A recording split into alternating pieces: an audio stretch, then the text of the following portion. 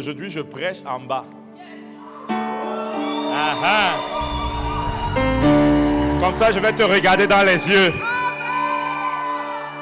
Ça sera face to face, eyes to eyes. Parce que ce qu'on va dire ce matin sera très dangereux. Ça sera très très dangereux. Il y a quelqu'un qui ne va pas aimer. Mais je vais parler. C'est moi qui ai le micro. Amen. En tout cas, c'est une joie pour moi d'être là ce matin. Et je bénis le Seigneur pour ta présence. Amen. Amen. Donc, sens-toi libre. Vous savez, l'atmosphère du culte n'est pas déterminée uniquement par la qualité de la parole. C'est déterminé aussi par la qualité de la réponse. Donc, quand on envoie la parole, il faut répondre. Amen. Amen. Qui est dans la joie d'être là ce matin? Qui on a forcé? Demande à ton voisin, mais est-ce qu'on t'a forcé ce matin? Est-ce qu'il y a quelqu'un qu'on a forcé ce matin? C'est quand on était petit, on nous forçait d'aller au culte. On n'était pas content. Je me rappelle, quand j'ai donné ma vie au Seigneur Jésus, mon père, il a donné quasiment au même temps, mais il allait très vite. Il était radical. Et je me rappelle, un 31 décembre, il y avait les jeunes, j'étais adolescent, on sortait pour aller danser. Et il y avait des petits nightclubs qui étaient organisés pour adolescents. Et il y avait un qui n'était pas loin de la maison, dont j'entendais le son, sauf qu'il avait dit, tu ne sors pas. J'étais là au balcon, je regardais les jeunes s'amuser, je me disais, quelle prison. Je suis dans la prison, j'étais tellement triste. Mais je ne savais pas qu'il était en train de semer une semence qui allait me permettre de devenir ce que je suis aujourd'hui. Amen. Amen. Donc ce matin, nous allons voir un message très dangereux qui s'appelle les trois dimensions du discipulat. Amen. Les trois dimensions du discipulat. Nous savons que Dieu ne nous appelle pas à être chrétiens. Dieu n'a pas appelé quelqu'un à croire en lui. Dieu a appelé tous ceux qui voulaient venir après lui à le suivre, c'est-à-dire à devenir des disciples. L'Église est remplie de croyants, mais il y a très peu de disciples. Vous allez vous rendre compte que quand Jésus-Christ, appelait des personnes, il disait toujours « suis-moi ». Il ne disait pas « crois en moi », il dit « suis-moi ». Marche après moi. Amen. Donc Dieu t'appelle à être un disciple. Il ne t'appelle pas simplement à être un croyant. Et le discipulat nécessite que tu passes par 3 étapes. Dis à ton voisin 3 étapes. Il y a 3 étapes qui vont te faire devenir un disciple redoutable, extraordinaire en les mains de Dieu. 3 étapes. Amen. La Bible nous dit, suis-moi et je ferai de toi. On connaît le passage dans Matthieu 4. Amen, au verset 19. Est-ce qu'on peut afficher le passage? Matthieu 4, verset 19. Il dit, suis-moi et je ferai de toi un pécheur d'hommes. Amen. Il dit, suis-moi et je ferai de toi un pécheur d'hommes. Lors de la veillée, on a parlé de ce passage. Aujourd'hui, on va aller encore plus en profondeur. Il dit, suis-moi et suivez-moi et je ferai de vous des pécheurs d'hommes. Jésus était en train de s'adresser à des pêcheurs de poissons. Mais quand il regarde les pêcheurs de poissons, ce qu'il voit, ce sont des pêcheurs d'hommes. Amen. Ça veut dire que quand Jésus te regarde, peut-être on t'appelle avocat, comptable, mais Dieu voit la version de toi qu'il a créée au commencement. Il y a une version de toi qui est redoutable. Une version de toi qui est glorieuse. Une version de toi qui est extraordinaire. Et cette version n'est pas encore manifestée parce que tu ne suis pas. Mais quand Dieu te regarde, Dieu ne voit pas la version que les autres voient. Ce que Dieu voit, c'est la version qui était au commencement. Amen.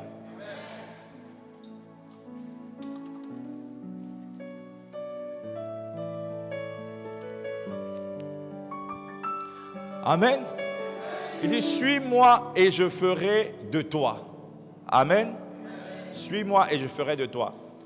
Ce que nous devons savoir, c'est que souvent nous nous considérons comme des PPP. Qui sait ce que c'est? Que ceux qui étaient là la veille savent ce que c'est qu'un PPP? Voilà, pauvre petit pécheur. Tu vois, dans ta tête, tu te vois comme un mendiant de la vie. Tu te vois comme étant sur terre pour accompagner les autres. Tu te vois comme un pauvre petit pécheur. Oh, ta vie de prière, c'est oh Seigneur, pardonne-moi. Toute ta vie de prière, c'est Seigneur, pardonne-moi. Pauvre petit pécheur. Et c'est comme ça que tu te vois. Mais quand Dieu te regarde, ce qu'il voit, c'est un tueur de géants. C'est une personne redoutable. C'est un homme saint sanctifié. Quand Dieu te voit, il voit ce qu'il avait prévu au commencement. Parce que ce que tu es n'est pas encore manifesté. Ce que tu es n'est pas encore visible. Et toi, tu crois que ce que tu es, c'est la version que tu es. La version que tu es aujourd'hui, c'est une version qui est le résultat de ta croyance et non de ton suivi. Tu ne suis pas Jésus. C'est pourquoi ce que Jésus a prévu pour toi n'est pas manifesté. Dieu n'a pas prévu que tu sois un moustique que les démons écrasent. C'est pour ça que dès que tu vois un mauvais rêve, tu appelles le pasteur. Il y a une version redoutable de toi qui doit être manifestée. Une version terrible. Pas une version PPP. Mais une version glorieuse. Je vois la version que Dieu a créée au commencement être manifestée à travers ta vie. Je vois un tueur de géants se lever. Je vois un dominateur se lever. Je vois un franchisseur de barrières se lever. Il y a une version de toi que le monde ne connaît pas. Mais c'est une version qui n'est pas manifestée parce que tu pries. C'est une version qui n'est pas manifestée parce que tu crois. C'est une version qui n'est pas manifestée parce que tu viens à l'église. C'est une version qui est manifestée parce que tu suis Jésus. J'ai dit, tu suis-moi, reste derrière moi, continue de marcher à mes côtés et tu vas finir par devenir ce à quoi j'étais appelé. Tu vas finir par manifester les œuvres que j'ai préparées d'avance pour toi. Il y a des œuvres glorieuses qui sont attachées pas à la version que tu es maintenant, mais à la version que tu dois devenir. Il y a des projets de paix qui ont été façonnés dans le secret et que Dieu veut révéler. Le problème, c'est que ces projets, ce n'est pas pour la version que tu es aujourd'hui, c'est pour la version qui est à l'intérieur de toi. Ce sont des projets de paix, des projets de gloire. Et le problème, c'est que cette version n'est pas manifestée. Quand Dieu te regarde, Dieu n'est pas en train de voir le pauvre petit humain. L'être humain, c'est un nom qu'on donne pour qu'on puisse nous qualifier sur la terre. Mais quand Dieu te voit, il voit une créature céleste. Amen. C'est pourquoi la Bible dit que nous sommes des êtres célestes. Il y a une version redoutable à l'intérieur de chacun de nous. Tu n'es pas venu sur terre pour accompagner des gens. Tu n'es pas venu sur terre en balade. Tu n'es pas venu sur terre pour te promener. Tu n'es pas un accident qui essaie de se réaliser. Tu n'es pas venu sur terre pour survivre. Tu n'es pas venu sur terre pour profiter des miettes de la vie. Mais tu es venu sur terre pour dominer. Est-ce qu'il y a un dominateur ce matin? Amen. Tu es venu sur terre pour que la gloire de Dieu se révèle à travers ta vie. Tu es venu sur terre pour manifester l'étendue de la gloire de Dieu. La Bible dit que nous sommes des épîtres vivants. Ça veut dire qu'il y a des gens qui n'ont pas accès à la Bible, mais à travers toi, ils ont accès à la Bible. À travers toi, ils voient la puissance de Dieu se manifester. À travers toi, ils voient des cœurs brisés être guéris. À travers toi, ils voient des opprimés être libérés. À travers toi, ils voient une bonne nouvelle être annoncée aux pauvres. À travers toi, il voit quelqu'un qui fait du bien de lieu en lieu et qui brise le pouvoir des ténèbres. Tu es une Bible ambulante. Mais le problème, c'est que cette Bible ambulante n'est pas manifestée parce que tu ne suis pas. Tu ne suis pas. Tu ne suis pas. Tu as décidé d'être un croyant, mais pas d'être un disciple. Or, Jésus ne t'appelle pas à être simplement croyant. Quelle que soit ta vie, Dieu attend de toi que tu te rendes disponible. Et Dieu attend tellement de toi que tu te rendes disponible qu'il est prêt à te pousser à sacrifier ce que tu estimes être légitime pour te tenir dans sa présence. Il n'y a rien de prioritaire. Il n'y a rien de prioritaire en face du fait de se tenir dans la présence de Dieu pour le chercher. Il n'y a rien de prioritaire. Et nous allons voir ce que les hommes ont été capables d'abandonner pour se rendre disponibles. Là, on a parlé de Pierre, Jean, Jacques, qui ont abandonné, ils ont abandonné leur business. Ils ont abandonné leurs affaires parce qu'il fallait qu'ils se rendent disponibles. Ici, on donne, un dit j'ai acheté un champ et je suis obligé d'aller le voir. Qui a déjà acheté le champ sans voir? Hein? Est-ce que tu peux acheter un terrain sans voir? Donc, c'est vrai que ce sont des menteurs même en plus. Au ciel, celui qui a un ange au cou, il dit, il ment. Et c'est souvent comme ça quand nous donnons des excuses. Peut-être un ange va intervenir devant Dieu pour dire qu'il est en train de mentir. Quelqu'un dit que c'est l'école. Non, c'est l'école. L'ange, il ment, ce n'est pas l'école. Il ment. Et certaines personnes accusent même les enfants. Donc la bénédiction que Dieu te donne est devenue la raison pour laquelle tu ne cherches pas le Dieu qui te l'a donné. Un ange en train de dire, il ment. Et l'ange peut me dire, mais fouille son téléphone, tu vas voir qu'il passe son temps sur WhatsApp. Fouille son téléphone, tu vas voir qu'il passe son temps sur les réseaux sociaux. Fouille son temps, tu vas voir que c'est quelqu'un qui connaît tous les noms des acteurs de Novelas TV. Fouille son téléphone.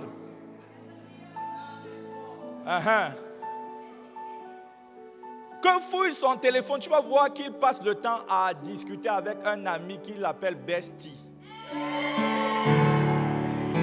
Besto plutôt, Besto.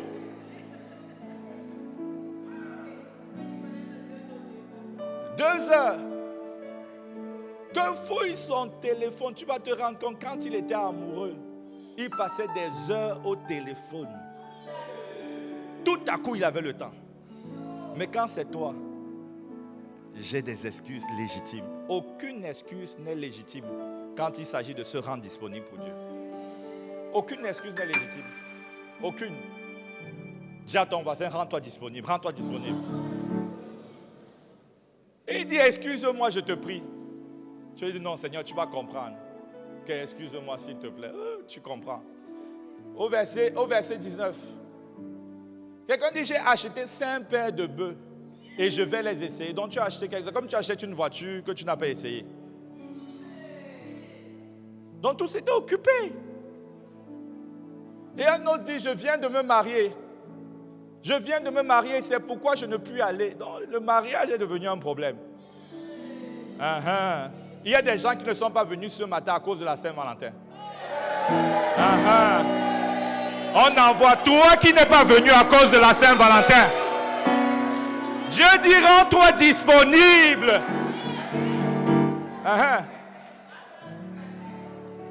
C'est ça. Il disait, pourquoi je ne puis aller? Parce que je viens de me marier.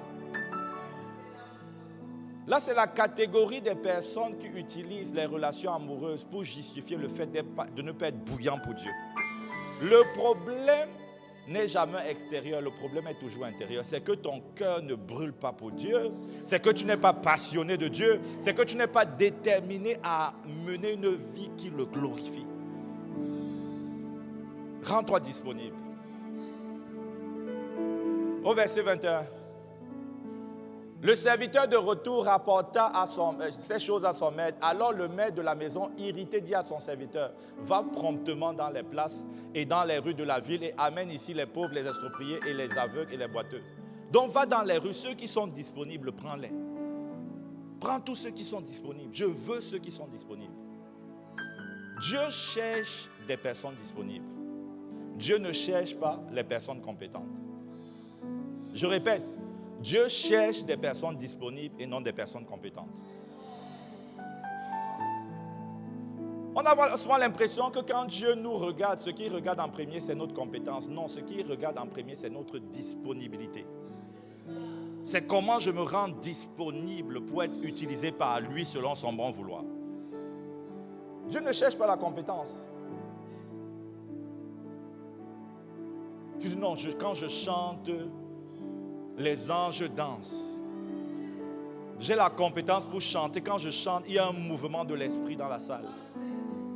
Mais la même personne qui dit ça n'est jamais disponible pour servir le Seigneur.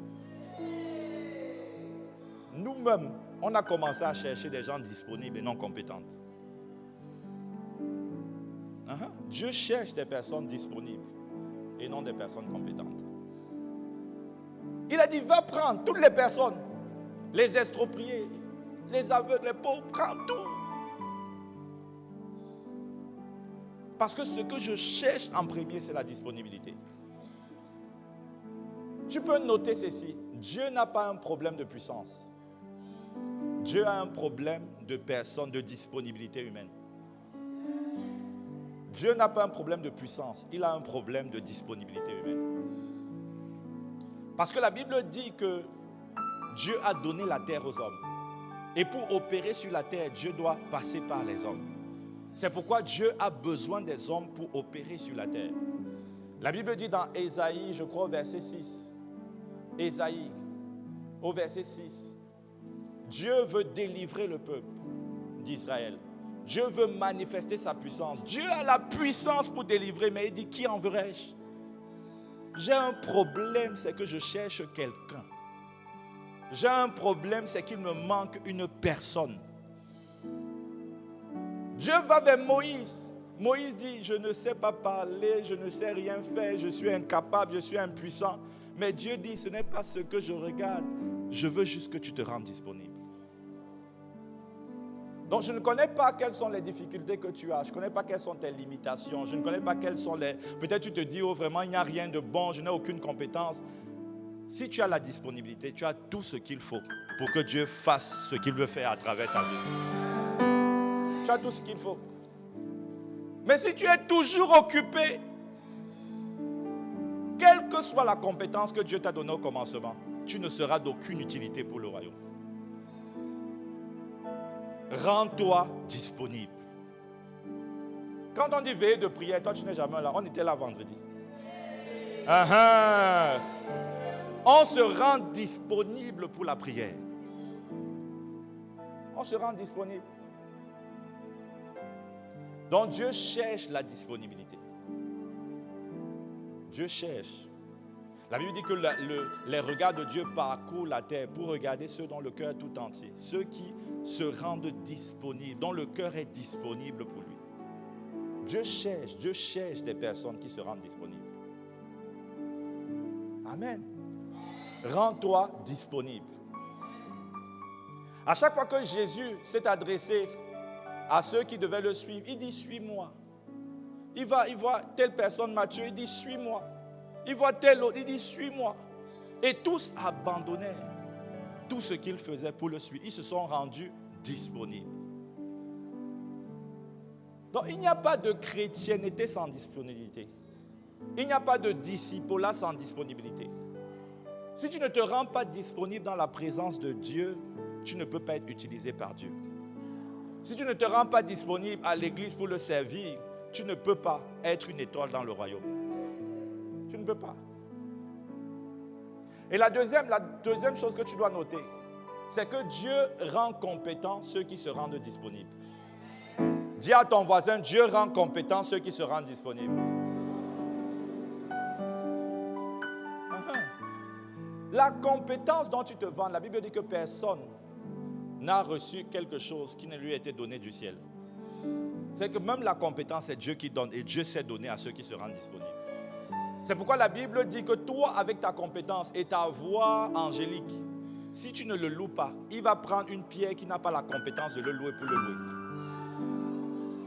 Donc la compétence n'est pas un problème, c'est la disponibilité. Si tu es indisponible avec ta compétence, Dieu va prendre quelqu'un qui est incompétent, mais qui est disponible pour le rendre compétent. Il dit, les pierres vont me louer. La pierre n'a pas la voix, mais à cause de sa disponibilité, Dieu est capable de lui donner la voix. Peut-être tu n'as pas la capacité pour l'appel, Mais le problème, ce n'est pas la capacité de l'appel. Le problème, c'est la disponibilité pour l'appel. Parce que quand tu te rends disponible, Dieu te rend compétent. Il te rend capable. Il te donne les dons. Il te donne des personnes. Il te donne l'onction. Il te donne les moyens. Sinon, mon pasteur, mon problème, c'est que je n'ai pas l'argent. Ton problème, ce n'est pas que tu n'as pas l'argent, c'est que tu ne te rends pas disponible pour Dieu. Tu ne te rends pas disponible. Dis à ton voisin, rends-toi disponible. Dis à l'autre voisin qui ne veut pas te regarder, rends-toi disponible.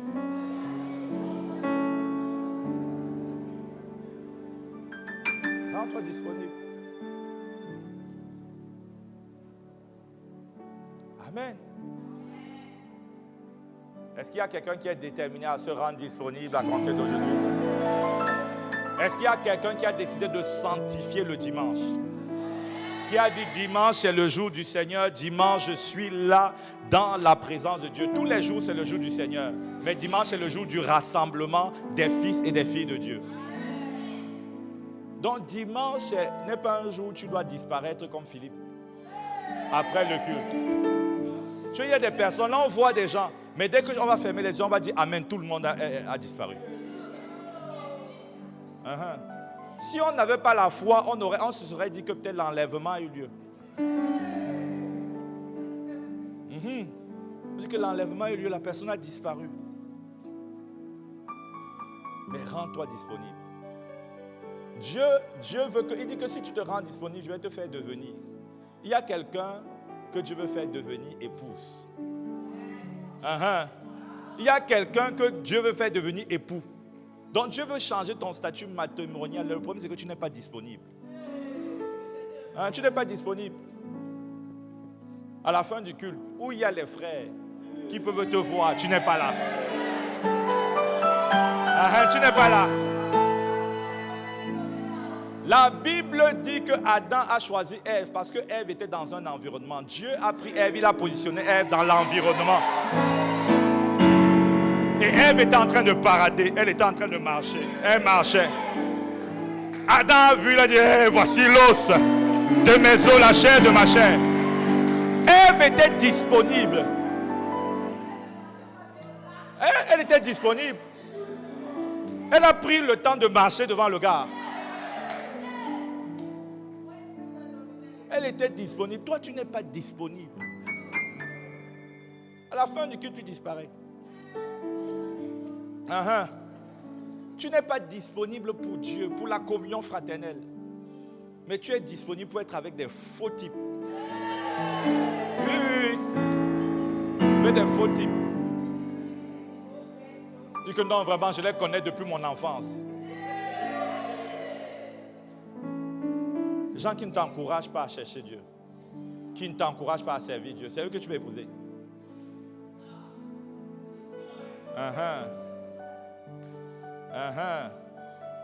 Dis que non, pasteur, c'est mon tempérament.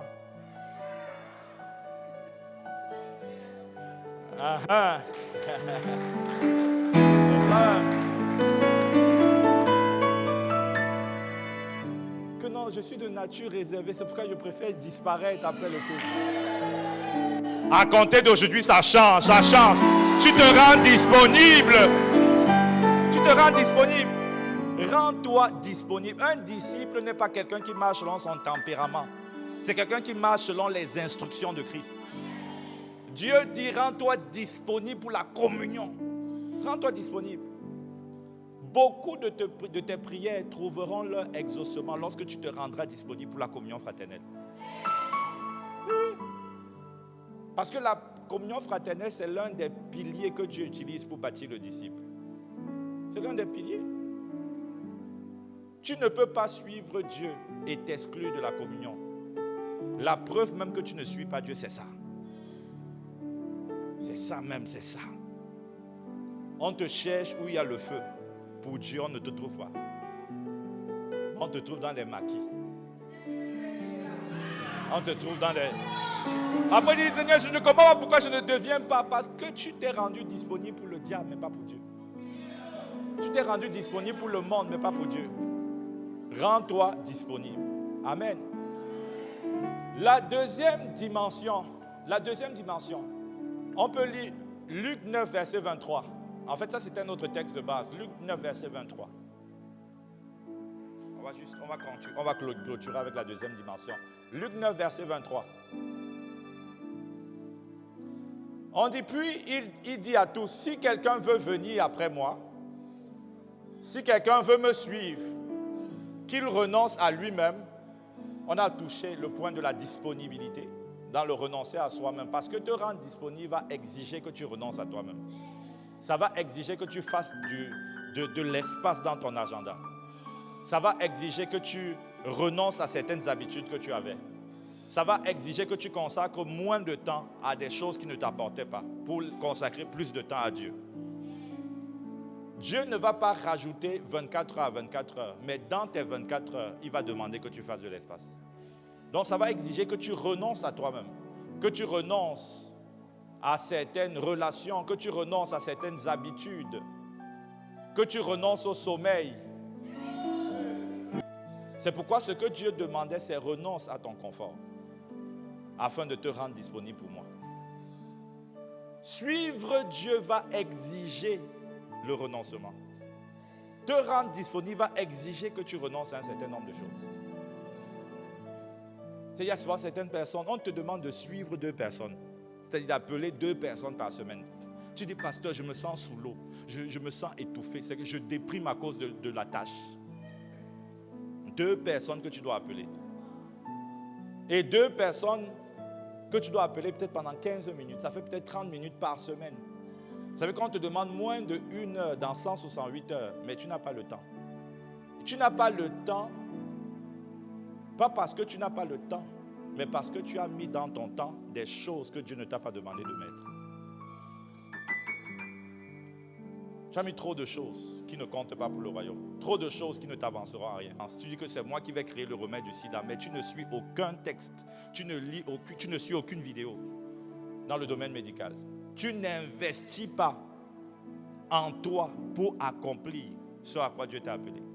Dis, pasteur, un jour je dormais, Dieu a dit que je vais découvrir le remède du sida. Tu ne vas pas découvrir ça en dormant, tu vas découvrir ça en te rendant disponible pour investir en toi. Prends les vidéos TikTok, tu vois les gens danser pendant des heures. Depuis que tu vois les gens danser pendant des heures, est-ce que tu t'es déjà approché du début de la formule? Du remède contre le sida.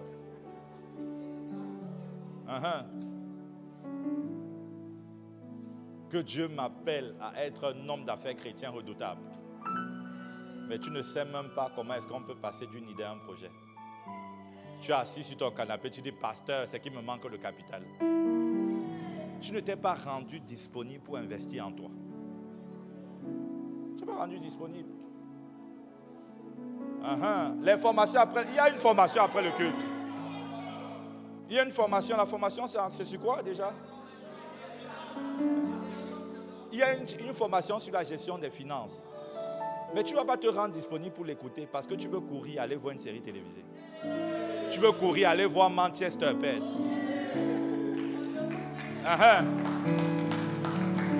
Et après, c'est toi qui vas venir en soins pastoraux. Dis, pasteur, il y a un oncle au village qui mange mes finances. Il y a un oncle au village, que c'est lui qui me combat. Je l'ai vu dans mon songe, c'est lui qui mange mon argent. Si tu savais que le sorcier le plus dangereux qui détruit tes finances, c'est ta mauvaise gestion. Ta mauvaise gestion, tu ne sais pas gérer l'argent. Tu ne sais pas. Tu ne sais pas investir. Parce que j'ai bien géré l'argent, ce n'est pas garder l'argent. La Bible dit du serviteur, du mauvais serviteur qui avait un talent, 100 pièces d'or. Il a gardé l'argent et Dieu a dit méchant et mauvais. Donc bien gérer l'argent, ce n'est pas garder. Donc il faut que tu viennes à la formation. Rends-toi disponible. C'est ce qui va te permettre de devenir. Amen. La deuxième chose, il dit qu'il se charge chaque jour de sa croix. La deuxième dimension du disciple-là, c'est la souffrance. c'est accepter de souffrir. Accepter de souffrir. Beaucoup veulent devenir disciples sans souffrance.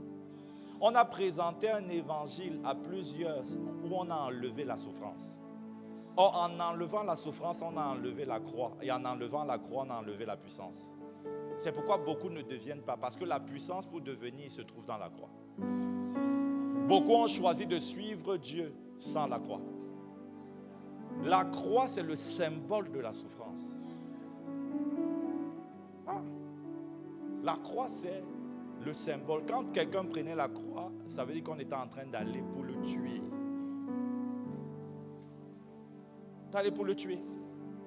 Donc la souffrance fait partie intégrale du processus de formation des disciples de Jésus.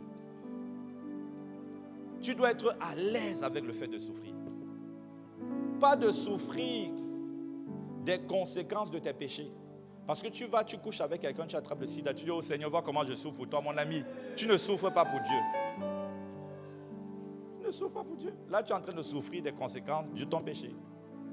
Mais les souffrances de Christ, les souffrances qui viennent de ton obéissance à Christ. Lorsque tu marches avec Dieu, tu as au moins 3 types de souffrances que tu vas endurer. Le premier type, c'est la souffrance de l'esprit.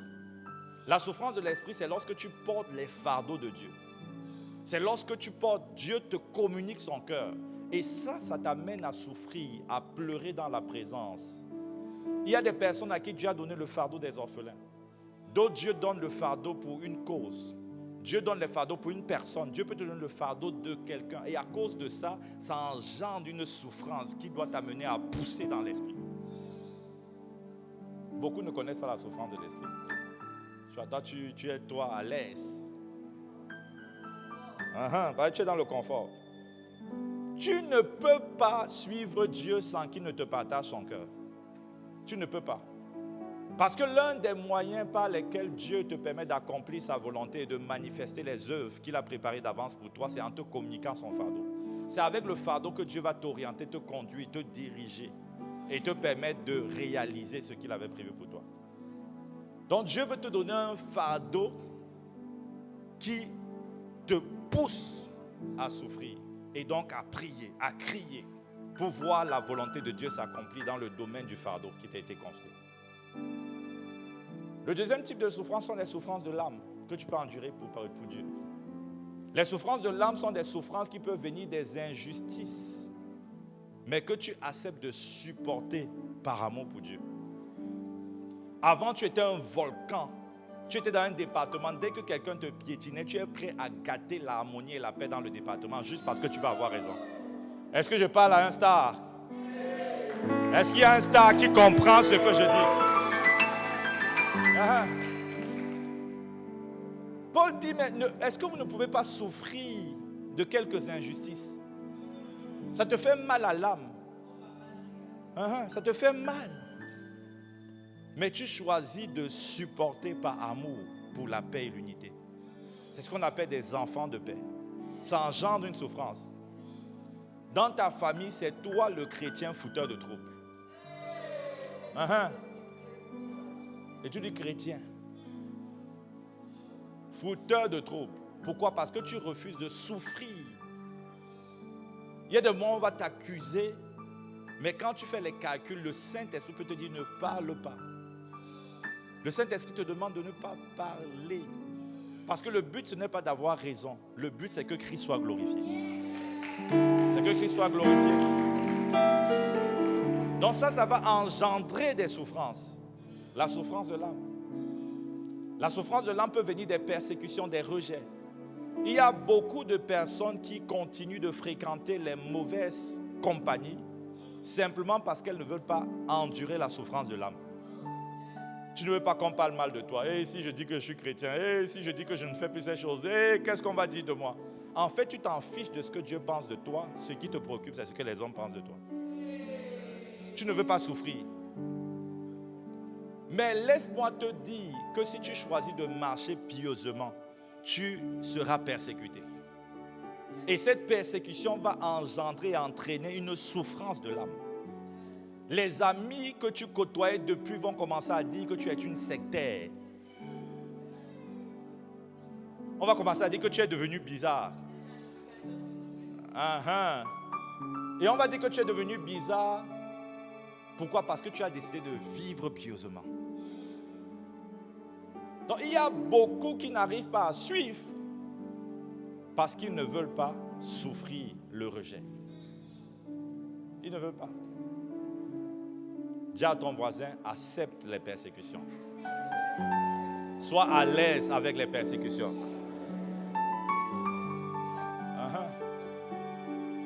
Il y a plusieurs souffrances de l'âme, mais il y a également les souffrances du corps. Les souffrances du corps sont engendrées aussi par plusieurs choses. Ça peut être engendré par le service que tu rends à Dieu. Il y a des personnes qui servent Dieu tant que ça ne leur fait pas mal dans le corps. Tu n'as pas encore commencé. Le véritable service commence quand c'est difficile de servir. Le véritable service commence quand le Saint-Esprit te réveille la nuit pour prier, mais que tu te sens fatigué et que tu te lèves quand même pour prier. Beaucoup ne veulent pas souffrir. Dis Seigneur, vraiment, c'est toi qui as donné le sommeil à l'homme. Toi-même, tu t'es reposé, donc je dois dormir tranquillement.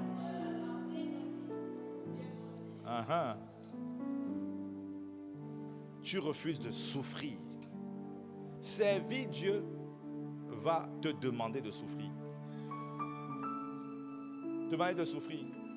Tu es prêt à souffrir pour avoir 100 000, 200 000, 300 000, 1 million le mois. Mais tu n'es pas prêt à souffrir pour faire avancer les intérêts de Dieu. C'est pourquoi lors des réunions de prière en semaine, tu n'es jamais là parce que tu ne veux pas la souffrance du corps. Tu ne veux pas. Mais si on avait dit rendez-vous ici, on distribue 1 million à toute personne qui sera là, tu allais là. On se connaît, tu allais là. Tu allais là. Tu allais me mettre la veille même. Voilà. Dis qu'on ne sait pas, il peut avoir des problèmes de trafic. On ne sait pas. C'est ça. Quelqu'un allait venir des heures avant. On dit, mais le zèle que tu manifestes, c'est un zèle nouveau. Je dis que non, mais moi j'aime la prière. Ce n'est pas la prière que tu aimes. C'est l'argent qu'on a promis.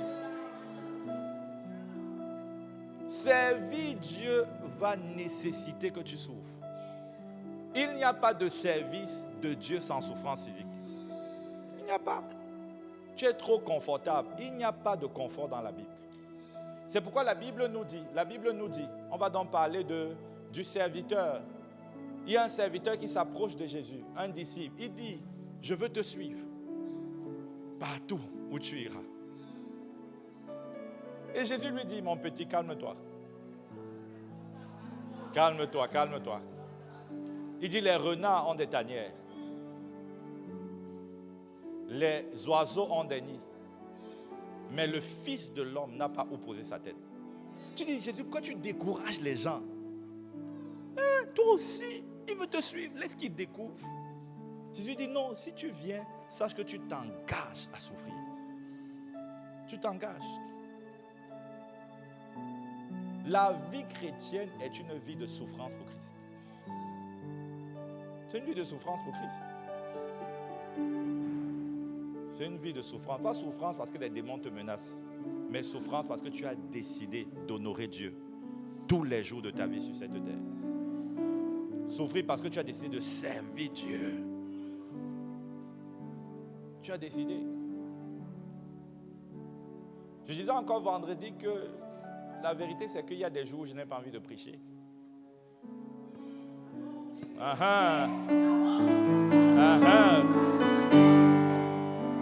Il y a des jours où je viens prêcher après avoir dormi 2 heures. Donc mon corps est fatigué. Il y a des jours où je prêche avec le corps malade. Il y a des jours où après avoir prêché avec le corps malade, je reçois des gens encore parce que je sais que j'ai décidé et je prends plaisir à souffrir pour Christ. Je prends plaisir.